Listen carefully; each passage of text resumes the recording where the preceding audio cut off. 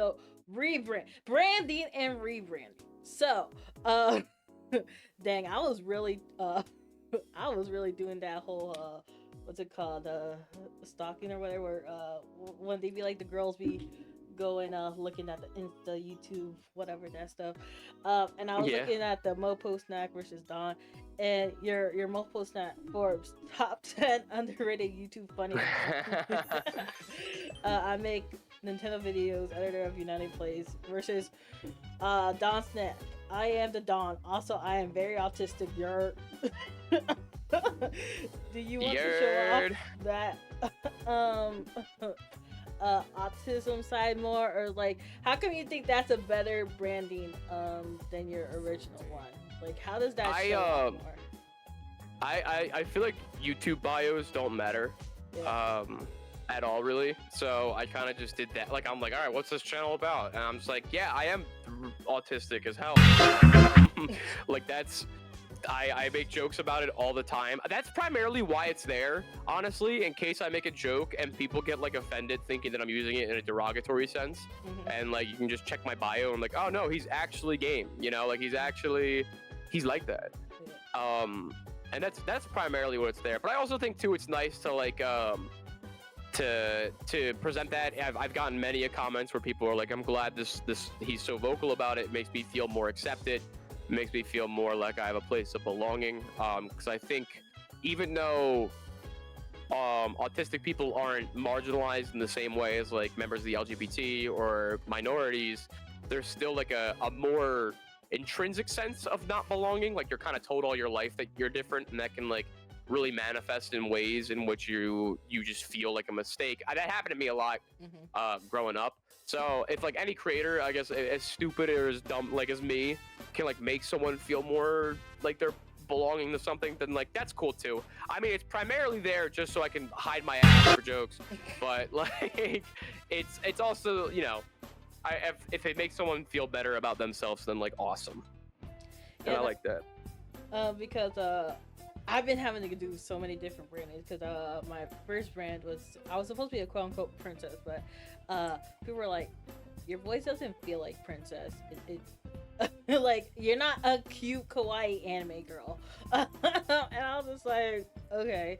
So then like this year, like chat's like, you should go for like the villainous aesthetic. And I was like, you know what, I think I agree, because it was hard trying to just not like with the princess. I felt like I had to be kind of like too nice, like, you know, if like chat was being mean, I couldn't be vocal like and be like, oh, like that's enough or something like that. So like with the villains, it's like I felt like I could be a bit more vocal and be like, oh no, that's enough. But the thing is, at the same time, I had like a bio, right?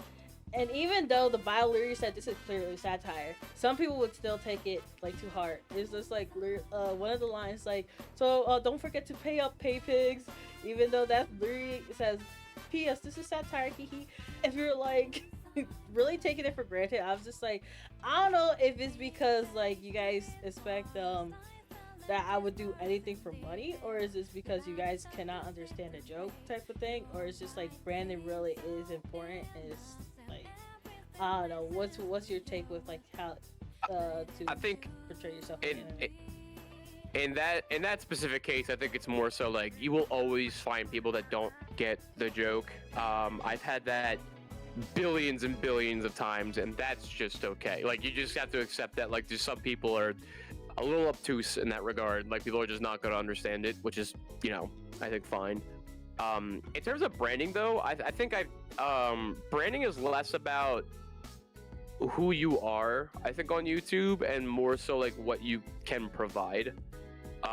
Like when I think of, like for myself, I think what my brand is, it goes back to what I was saying with like a mission statement, is I'm someone that does like your small ant, your alpha rad, whatever, like stream cut ups, except I have different framing devices and make like more in-depth stories like with the stuff that I do. And I think that's what brand is, and I think that's actually like everything with doing YouTube. Like you want to be like the blank guy, like you want to have something that people associate you with, and I think that's like honestly the strongest point of getting any sort of performance, because then you're really just like expressing like, this is who I am and this is how I'm different from other people. You know, because I think other people are just kind of like, oh, I want to do what this person does. And it's like, okay, so your brand is this person. Why would I watch you when I can go watch this person? You know, I think personality is definitely a huge part of it as well, but that's not part of the mission statement, because we're at a point in the website where like you can't just be like, oh, I'm doing what like Small Ant does, but I have a different personality. That's not going to cut it. You really can't. You can't sell that to people. You know, I mean, you can, especially if you're like friends with him and you like collab with him. But then I think that creates a different problem to where you don't have your own identity. You know, you're kind of like an orbiter of this person.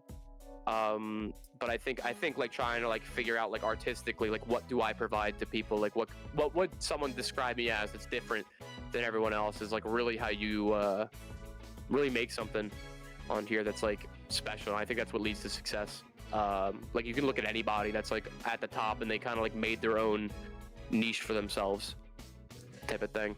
Like with VTubers per se, like isn't the whole thing is their personality though? Because like oh, I got no clue. I got no clue about VTubers. That's a different realm of the internet. That's a whole different like y'all like you guys have like lore and like your background and layout matters when like if you look at like any regular streamer, their background doesn't mean anything and most of them just won't have one. Yeah. You know, like I feel like it's a whole different ballpark that I'm unbeknownst to. That's the one thing. I was just like, don't you think it's low-key kind of different from VTubers though? You're like, oh yeah, you kind of got me there. I don't know. No, for sure. I mean, I guess that goes into like streaming and like video making is a different ballpark. I would primarily consider myself someone that makes videos rather than someone that focuses on streams. And I think those are different paths to success there, completely. Yeah, I mean, but what if like a VTuber's trying to become like a video maker? Would it the same thing apply, or you think it would still kind of be different because of like the expectations are different at this point? I think it would be then it would still be the same thing, because I think YouTube, people that watch YouTube still, you know, view it that way. You know, you're still playing on the same platform. I think you'd still have to provide something different in the videos that you make and try to make something like interesting, that's new, that's your own, that's like, oh, and that could be as simple as like, oh, someone does this for this game, I can do it for this game, you know? And it's like, that's even building out your own little hole right there, or at least starting to. But I think yeah, I think with the streaming element, obviously it's different and I have way less experience or knowledge in that regard, but I think for videos it's still like a similar mindset. Like I still think you should like try to focus on what's being provided there to people.